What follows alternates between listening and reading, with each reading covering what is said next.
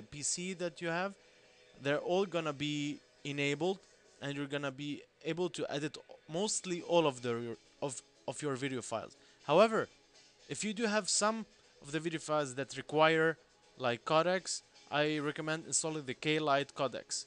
Or maybe if you don't have, I mean, if you have some of the audio tracks that are not playing, or some of the video files that are not playing inside Windows Live Movie Maker, I highly recommend that you install a third-party codec like the K-Lite codec from the net. And if you need more information about this, please do message me. Now, the webcam video feature is only enabled inside the Windows, I mean, on the Windows 7 OS. So if you have a Vista, it's not enabled at all, and you won't be able to see this. At this part here, you have some text, which actually you add a title, you add a caption to the current photo or whatever, wherever the carrot is located at. And also, what's what's new about the latest version of Windows Live Movie Maker is that the that team have included new text um, assets. So basically, you can say like, "Hey, I want to add the credits, but I also want to add another text that's for director and for whoever is starring in the video and the location of the video," which is very cool because, like, I mean, you don't want to go to everyone and name it and change the text, and I mean, it depends, but I mean, they're making life easier for us. Now, I want to say something here is that every group of buttons on the ribbon are called the chunk. So, for example, like if you go here and say, and you read sharing, right? This is the sharing chunk. The sharing chunk includes publish to web, which is Facebook, SkyDrive, YouTube, and live groups. And you can also add third party plugins, and you can just click over here, manage your services, or add the plugin, and they direct you to the web page, and over there you can download more plugins like SmugMug maybe and other ones. Now, if you wanna save the movie to your local drive, you can always choose the upper part because this is also a composite button. However, if you want to click on the split button, a new list of profiles, output profiles, are available now.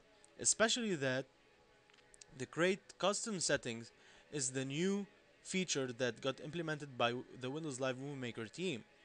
Now, basically, this one is more for expert people and for whoever whoever don't care about the type of output that you're trying to save. I highly recommend using the recommended for this project because it automatically detects what's the best output setting for your PC and for your application and for your files. Now, I want to mention another thing here is that the sign in sign out feature here is that you can sign in and sign out with your Windows Live ID. Now I have included my Windows Live ID, right? But what you can do is that whenever you want to publish to SkyDrive or to Facebook or to YouTube, I recommend that you sign in and from the beginning, and like that you can publish directly. However, if you want to like go to for example, you want to publish to Facebook, you'll have to sign in to Windows Live. They will ask you to sign in, then you'll have to proceed. Anyway, this is no big deal. I want to mention here something very important. Now you'll see here that this photo has some letterboxing. Letterboxing is equal to, or what does letterboxing stand for? Letterboxing is black boxing. So if you see black boxes at the top, at the bottom of the photo or of the video, that means that the aspect ratio of the preview window inside the Windows Live Movie Maker does not fit the aspect ratio of the photo that you're using or of the video that you're using. That's why you can go to the project tab. These are tabs here. These are called tabs, and you can switch between the aspect ratio. You have widescreen and you have standard. widescreen is equal to 16 by 9, and standard is equal to 4 by 3. Now, in both cases, in my case, they both have letterboxing. However, I mean, here it's more of pillar boxing because the black boxes are on the both sides. So it's called pillar boxing.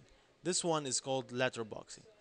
Now, in both cases, my photo does not have the actual correct aspect ratios that auto crops it into Windows Live Movie Maker. That's why I highly recommend that you always use something very standard and very common.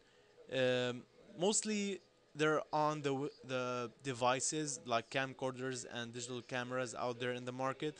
This one got like I created it on Windows, sorry, on Microsoft Paint.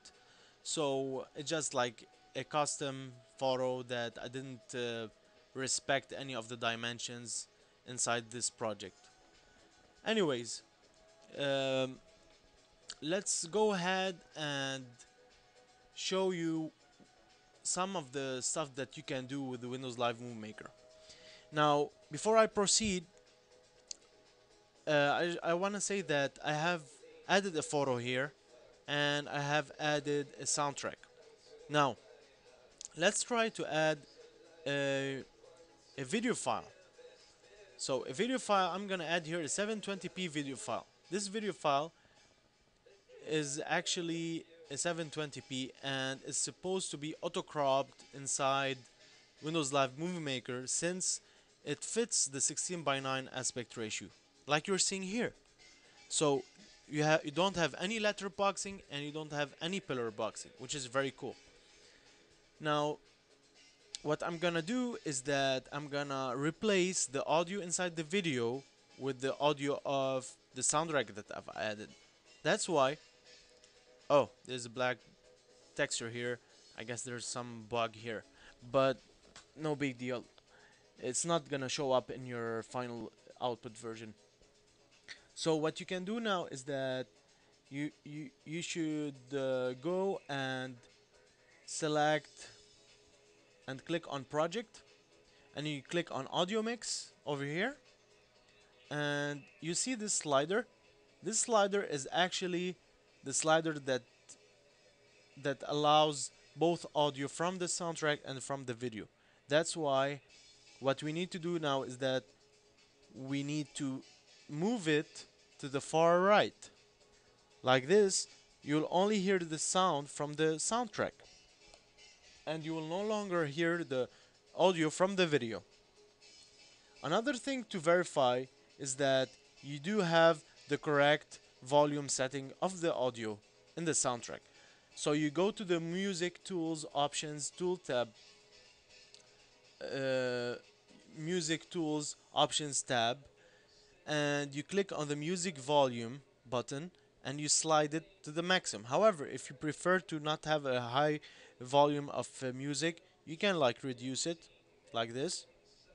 Another cool feature here is that you can add fade in, fade out to the soundtrack. So, for example, like you wanna start the soundtrack with medium fade in, and basically the medium, slow, medium, fast is the speed of the fade in or of the fade out. So that's it, guys. Um, this was a very quick tutorial of replacing the soundtrack from the video sound with the soundtrack that you have. Now what you can do is that you can either publish to the web or save it on your local drive. I usually recommend it for this project, as I mentioned before. And don't forget to subscribe to my channel. It's again Live Movie Maker. And if you have any comments, please post them. And if you have any requests for any specific tutorials, please do let me know. And try to also rate the video if you can.